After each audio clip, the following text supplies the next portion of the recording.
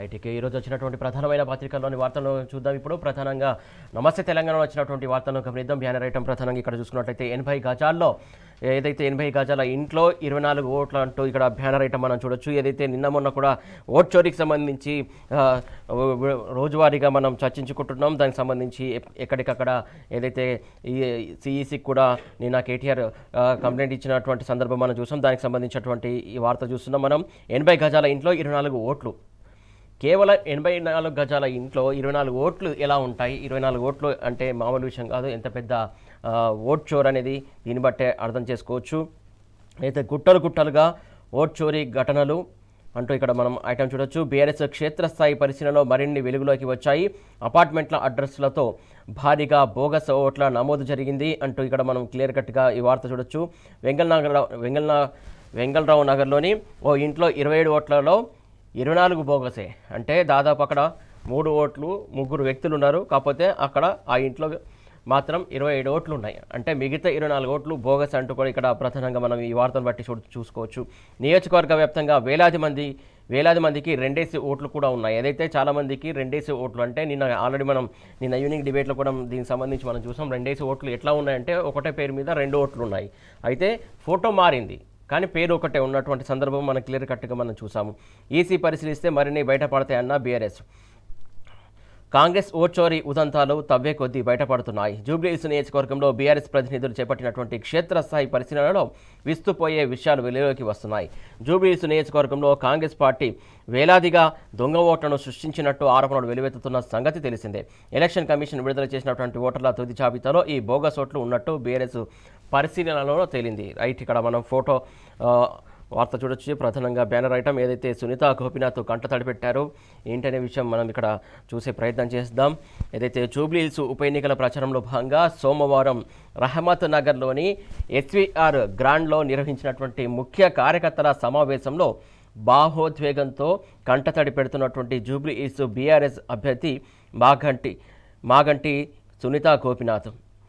చిత్రంలో party working president KTR, మాజీ మంత్రులు హరీష్ రావు, సబితా ఇందరెడ్డి ఉన్నారు. ఏదైతే భర్త చనిపోయిన తర్వాత వచ్చినటువంటి ఎన్నిక కాబట్టి సహజంగా భర్త యొక్క జ్ఞాపకాలు, గోపినాథ్ గారి జ్ఞాపకాలు గుర్తొచ్చుంటాయి. దాని సందర్భంలోనే ఇలా సునీత కంట తడిపెట్టినట్టు మనం చూడొచ్చు. దీనికి సంబంధించి ఏదైతే భావోద్వేగానికి గురయ్యారో అక్కడ కార్యకర్తలు పెద్ద ఎత్తున కూడా నిన్న జరిగినటువంటి సభ తీరు కావచ్చు, అక్కడ ఉన్నటువంటి కార్యకర్తల కేకలు కావచ్చు, పెద్ద ఎత్తున గోపినాథ్ను గుర్తు చేసుకున్నారు అందరూ కూడా.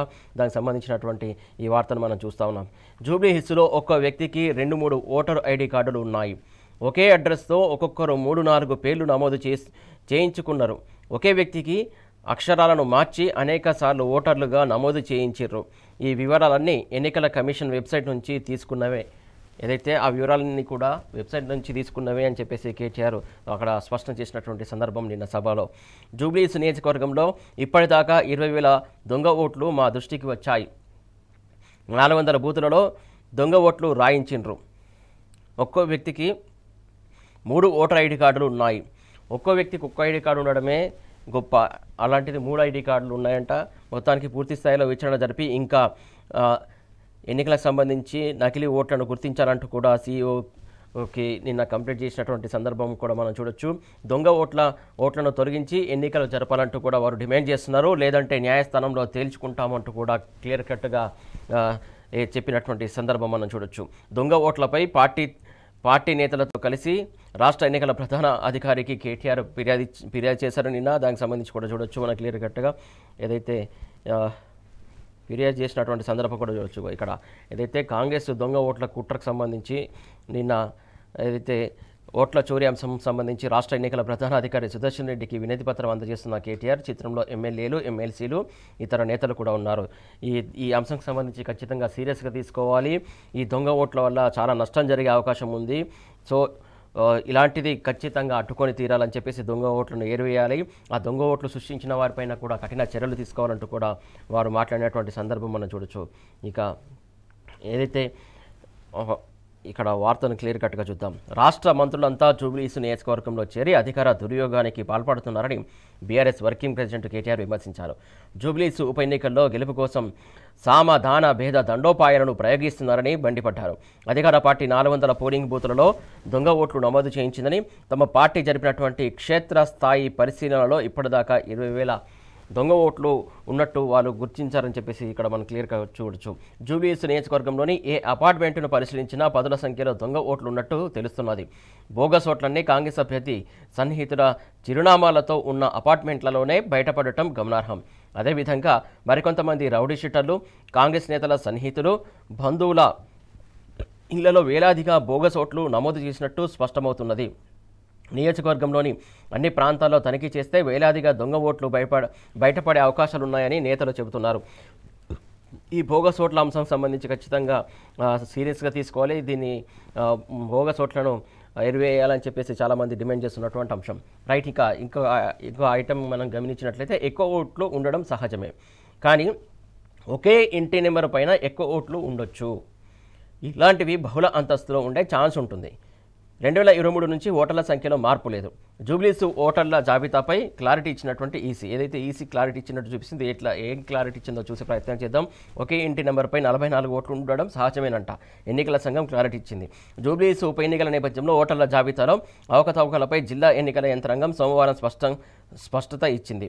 ఇంటి నెంబరు 83231/B 118లో 50 మంది ఓటర్లు ఉన్నట్టు చెప్తుంది. అలాగే మరొక ఇంటి నెంబర్ పైన 10 మంది ఓటర్లు, మరో ఇంటి నెంబర్ పైన 8 మంది ఓటర్లు, మరో ఇంటి నెంబర్ పైన 43 మంది ఓటర్లు ఉన్నారనే అంశంపై స్పష్టత ఇస్తూ విచారణ చేపట్టినట్టుగా తెలిపింది. ఈ పేర్లు 2023లో జరిగినటువంటి తెలంగాణ రాష్ట్ర శాసనసభ ఎన్నికలు, 2024 లోక్సభ ఎన్నికలకు సంబంధించినటువంటి తుది జాబితాలో కూడా ఉన్నాయని వెల్లడించింది. సో అప్పటి నుంచి కూడా ఎన్నికల అధికారులకు సంబంధించి ఏం చేస్తున్నారు, దీనికి సంబంధించి ప్రక్షాళన చేశారా లేదా అనేది ఇక్కడ చూసుకోవాల్సినటువంటి అంశం. 44 మందిలో ఉన్నది ఇద్దరే. జాబితాలో 42 మంది ఎవరో తెలియని వైనం వెల్లడించినటువంటి సంస్కృతి అపార్ట్మెంట్ వాసులు. బాకపత్రికలో ఏమీ జరగలేదని కాంగ్రెస్ ప్రచారం, వాటినే ప్రచారం చేసేలా అధికారుల ప్రకటనలు కూడా ఉన్నాయంటూ కూడా ఇక్కడ చూస్తున్నటువంటి పరిస్థితి. మొత్తానికి రైట్ ఇంకా మిగతా వార్తలను పరిశీలిద్దాం. ఇక్కడ పాలనా పతనం నేతగా విఫలం, ఏదైతే పాలనా పతనమైంది నేతగా కూడా విఫలమయ్యాడంటూ రేవంత్ ఫెయిలియర్స్ సంబంధించి ఇక్కడ ప్రధానంగా ఇంకో బ్యానర్ ఐటమ్ చూస్తున్నాం. దీనికి సంబంధించి క్లియర్గా చూడొచ్చు. ఎమ్మెల్యేలను కట్టడి చేయలేక చేతులెత్తేస్తున్నటువంటి ముఖ్యమంత్రి రేవంత్ అంటే ఇక్కడ ప్రధానంగా ఈ వార్తను చూడొచ్చు. రహస్య సమావేశాలు, ఫామ్ హౌస్ మీటింగుల్లో ఎమ్మెల్యేలు ఉన్నారంటూ కూడా ఇక్కడ వార్తను చూడొచ్చు మనం. రోజుకో కొత్త వివాదం, వర్గ పోరుతో రచ్చకెక్కుతున్నటువంటి కాంగ్రెస్ మంత్రులు. నిత్యం రోజుకొక కొత్త వివాదానికి కాంగ్రెస్ మంత్రులు తెరలేపుతున్నారనే చెప్పొచ్చు. ఖచ్చితంగా రోజుకో ఒక వార్త, రోజుకొక రచ్చరచ్చ జరుగుతున్నటువంటి అంశం కూడా క్లియర్ కట్గా మనం ఇక్కడ దీన్ని బట్టి అర్థం చేసుకోవచ్చు. ఉత్తమ్ కోమటిరెడ్డి, అడ్లూరి పొన్నం, ఏదైతే ఉత్తమ్ వర్సెస్ కోమటిరెడ్డి జరుగుతుంది, అడ్లూరి వర్సెస్ పొన్నం ప్రభాకరు, నేడు కొండా సురేఖ వర్సెస్ పొంగులేటి శ్రీనివాసు, ఇలా రోజుకొకరు రచ్చకెక్కుతున్నటువంటి అంశం సంబంధించి ఇక్కడ వార్తను ప్రధానంగా ప్రచురించారు. దీన్ని బట్టి చూడొచ్చు. రేవంత్ అసమర్థత వల్లే నిత్యం వివాదాలు తలెత్తుతున్నాయంటూ కూడా ఇక్కడ వార్త రాశారు. కాంగ్రెస్ చరిత్రలోనే విఫల సీఎంగా రేవంత్ రెడ్డి నిలిచిపోతారంటూ కూడా ఇక్కడ క్లియర్ కట్గా ఈ వార్తను చూడొచ్చు. అటు నేతగా ఇటు పాలకుడిగా ముఖ్యమంత్రి రేవంత్ రెడ్డి విఫలమయ్యారన్న విమర్శలు వెల్లువెత్తుతున్నాయి.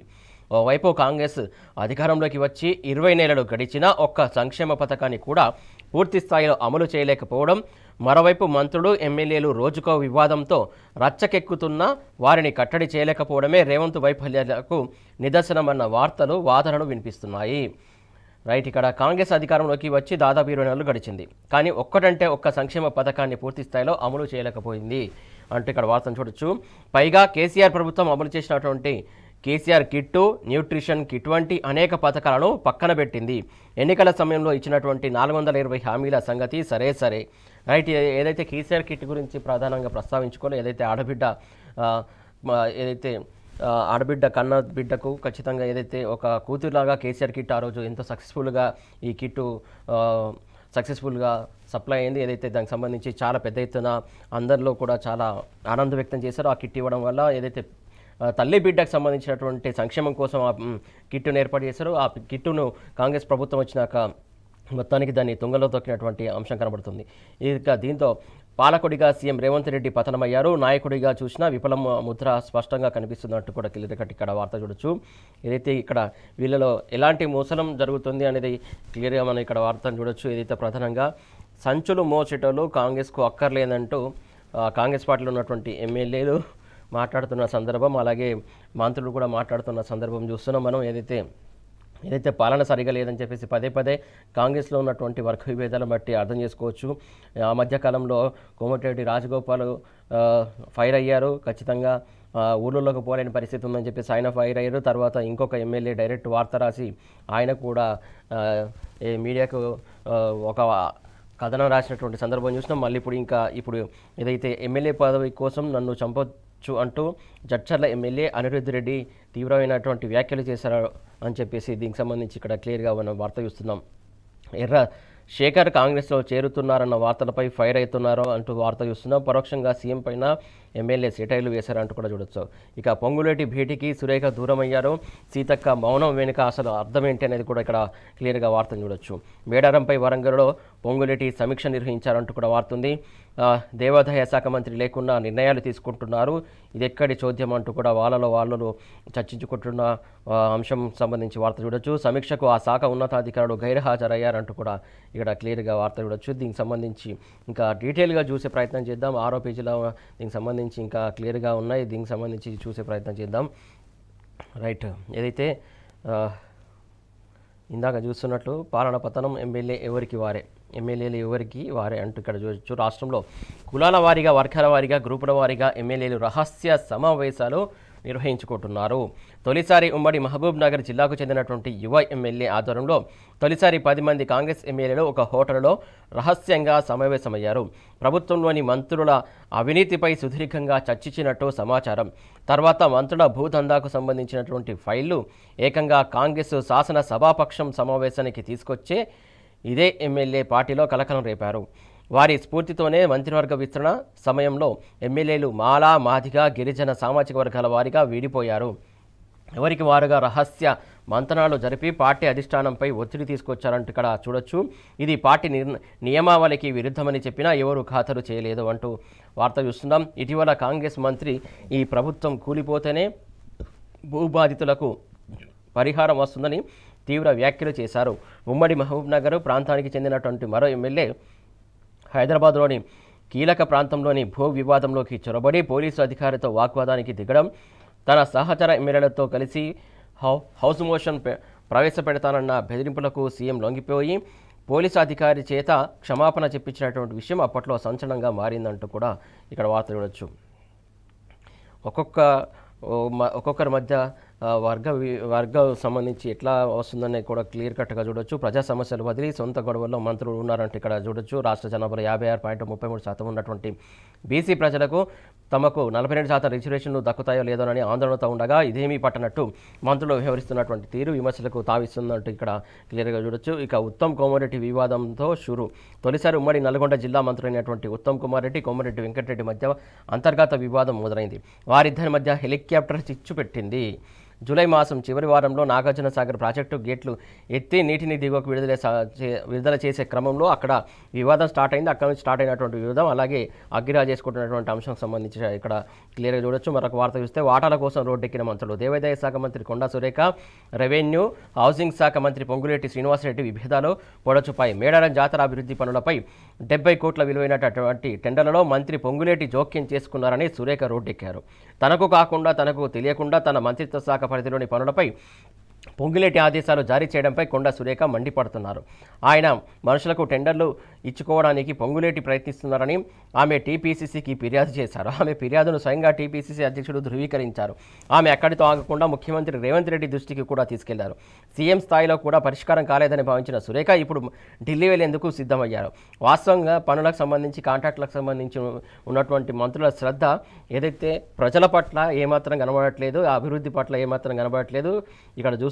దీన్ని బట్టి కాంట్రాక్ట్లు ఎవరికి పోతున్నాయి, కమిషన్లకు సంబంధించి ఏం జరుగుతుందనే అంశానికి సంబంధించి వీళ్ళు ఏదైతే గొడవలు పడుతున్నారో తప్ప అభివృద్ధి ఏది మా నియోజకవర్గానికి రావాల్సిన నిధులు రావట్లేదనే అంశంకి సంబంధించి అభివృద్ధికి సంబంధించి ఎక్కడ కూడా వీళ్ళు గొడవ పడుతున్నటువంటి సందర్భం లేదనేది జనాలు పెద్ద ఎత్తున బాధపడుతున్నారు. ఈ కాంగ్రెస్ పరిపాలన ఇలా ఉంటుందనుకోలేదు, అసలు ఎంతో మాయమాటలు చెప్పి ఇలా మోసం చేసిందని చెప్పేసి చాలామంది విమర్శిస్తున్నటువంటి సందర్భం మనం చూస్తున్నాం. ఇక మిగతా వార్తలు గమనించినట్లయితే ఏదైతే తెలంగాణలో కీచక పర్వం కొనసాగుతుందంటే ఇక్కడ మరొక వార్త చూస్తున్నాం. కరీంనగర్లో బాలికపై గ్యాంగ్ రేప్ జరిగినట్టు కూడా ఇక్కడ వార్త చూస్తున్నాం. వీడియో తీసి సోషల్ మీడియాలో వైరల్ చేశారంటూ కూడా వార్తలు చూస్తున్నాం. వాస్తవంగా రాష్ట్ర వ్యాప్తంగా కూడా లా అండ్ ఆర్డర్ రోజు రోజుకి క్షీణిస్తుంది అనే అంశం సంబంధించి మనం క్లియర్ కట్ ఇక్కడ వార్త చూడొచ్చు. దానికి సంబంధించినటువంటి వార్త మనం చూస్తూ ఉన్నాం. ఇక ఏదైతే మిగతా వార్తలు గమనించినట్లయితే వడ్లు వరద పాలైనట్టు ఇక్కడ ఇంకొక వార్త చూస్తున్నాం. రైతుల కళ్ళలో నీళ్లు పడ్డాయని చెప్పేసి ఇక్కడ ఫోటో ఐటమ్ వార్త చూస్తున్నాం. ఆదివారం రాత్రి నుంచి సోమవారం ఉదయం వరకు కురిసినటువంటి భారీ వర్షానికి రాష్ట్రంలోని వివిధ జిల్లాలోని కొనుగోలు కేంద్రాల్లో వడ్లు, పత్తి, మక్కలు తడిసి ముద్దయ్యాయి. జనగామ వ్యవసాయ మార్కెట్లో వడ్ల కుప్పల నుంచి వరద నీటిని తోడిస్తున్న రైతులు. దీనికి సంబంధించి వార్త చూస్తున్నాం. భారీ వర్షానికి తడిసిన ధాన్యం కాంగ్రెస్ సర్కారు నిర్లక్ష్యం, పత్తాలేని కొనుగోలు కేంద్రాలు, పలు చోట్ల నీట మురిగిన పత్తి, వరి పంటలు, రైతుల ఆవేదన, పరిహారం అందించి ఆదుకోవాలంటూ అన్నదాతల వేడుకోలు. అన్నదాతలకు సంబంధించి కాంగ్రెస్ ప్రభుత్వం ఈ రోజు కూడా పట్టించుకున్న పాపన పూతలేదు. దానికి సంబంధించి చూస్తున్నాం. ఇక 100% వరకు PF విత్డ్రా చేసుకోవచ్చని చెప్పి మరో వార్త చూస్తున్నాం. ఇక ఇక్కడ ఇంపార్టెంట్ వార్త చూస్తున్నాం మనం. బిల్డర్లు ఖబర్దార్ అంటూ హైడ్రాకు సంబంధించినటువంటి హెచ్చరిక జారీ చేస్తున్నట్టు వార్త చూస్తున్నాం మనం. బిల్డర్లు ఖబర్దార్, ఎప్పుడైనా ఎక్కడైనా కూల్చి పారేస్తాం అంటూ కూడా ఇక్కడ వార్త చూడొచ్చు. నోటీసులు ఇవ్వాల్సిన అవసరం లేదు అంటూ కూడా చెప్తున్నట్టు సమాచారం. ఏదైతే కొత్త నిర్మాణాలపై స్పెషల్ ఫోకస్ పెట్టాం, పాత అనుమతులను కూడా పరిశీలిస్తాం. సీఎంకు రియల్ ఎస్టేట్ అనుభవం ఉంది, ఆక్రమణలు ఎట్లా జరుగుతాయో చెప్పారు. రైట్, ఏదైతే సీఎంకు రియల్ ఎస్టేట్ పైన అనుభవం ఉంది, ఆయనే స్వయంగా ఆక్రమణలు ఎలా జరుగుతాయనే అంశానికి సంబంధించి ఆయన వీరికి చెప్పారంట, ఆయన వీరికి సూచించారట. అంటే మొత్తం ఆయన కనుసన్నల్లో, ముఖ్యమంత్రి కనుసన్నల్లోనే జరుగుతుంది అనేది అనడానికి ఈ వార్తనే ఒక నిదర్శనం అని చెప్పవచ్చు. ముఖ్యమంత్రి చెప్పినట్టే మేము చేస్తున్నామంటూ కూడా వారు చెప్తున్నటువంటి హైడ్రా కమిషనర్ రంగనాథ్ హెచ్చరికలు జారీ చేస్తున్నారు. ముఖ్యమంత్రి చెప్పినట్టే చేస్తున్నా అని చెప్పేసి ఆయనే చెప్తున్నటువంటి అంశం. ఏదైతే ముఖ్యమంత్రి సూచనల మేరకే ఆయన ఇవన్నీ కూల్చివేతలు కొనసాగిస్తున్నాడు అని చెప్పేసి ఆయననే ఒప్పుకుంటున్నటువంటి అంశం సంబంధించి వార్త చూస్తున్నాం. ఇష్టం వచ్చినట్టు రేట్లు పెడితే ఎవరు కొంటారు, రేట్లు తగ్గించండి, అమ్మకాలు పెంచుకోండి అంటూ వార్త చూస్తున్నాం. హైడ్రా అనేది ఒక ప్రత్యేక ప్రతిపత్తి కలిగినటువంటి సంస్థ అని, రియల్ ఎస్టేట్ రంగంలో ఉన్నవాళ్ళు ప్రత్యేకించి బిల్డర్లు చాలా జాగ్రత్తగా ఉండాలని, హైడ్రా వచ్చిన తర్వాత ORR లోపల ప్రాంతంలోని ప్రతి నిర్మాణాన్ని పరిశీలిస్తున్నామని హైడ్రా కమిషనర్ రంగనాథ్ చెప్పారు. తేడాలుంటే కూల్చివేతలు తప్పవని హెచ్చరించారు. హైదరాబాద్ నగరంలోని బిల్డర్లు గతంలో ఎక్కడ పడితే అక్కడ నిర్మాణాలు చేశారని, వాసవి లాంటి సంస్థల భవనాలను కూడా కూల్చేశామని, బిల్డర్లు సరిగ్గా వ్యవహరించకపోతే ఊరుకునేది లేదని ఓ మీడియాకు ఇచ్చినటువంటి ఇంటర్వ్యూలో ఆయన స్పష్టం చేశారు. ప్రధానంగా రేట్లు ఎక్కువగా ఉంటున్నటువంటి షేలింగంపల్లి, కూకట్పల్లి వంటి అంశాలకు సంబంధించి కూడా దానికి సంబంధించి ఆయన స్పందించారంటూ కూడా వార్త చూస్తున్నాం. ఏదైతే ప్రాంతాల్లో కొత్త నిర్మాణాలు వస్తున్నాయని వాటిపైన ఎక్కువగా ఫోకస్ చేస్తున్నామని చెప్పేసి ఆయన చెప్తున్నటువంటి అంశం. రైట్ బిల్డర్లకు కూడా వార్నింగ్లు ఇస్తున్నాడు హైడ్రా కమిషనర్. దానికి సంబంధించి మనం చూస్తున్నాం. ఇక తెలంగాణ టుడే గమనించినట్లయితే ఇక్కడ క్లియర్గా చూడొచ్చు. BIS moves EC over massive vote fraud సంబంధించి ఐటమ్ చూస్తున్నాం. తెలంగాణ టుడేలో says Congress manipulating rolls ahead of Jubilee Hills bypoll warns of legal action సంబంధించి క్లియర్గా మనం ఇక్కడ చూడొచ్చు.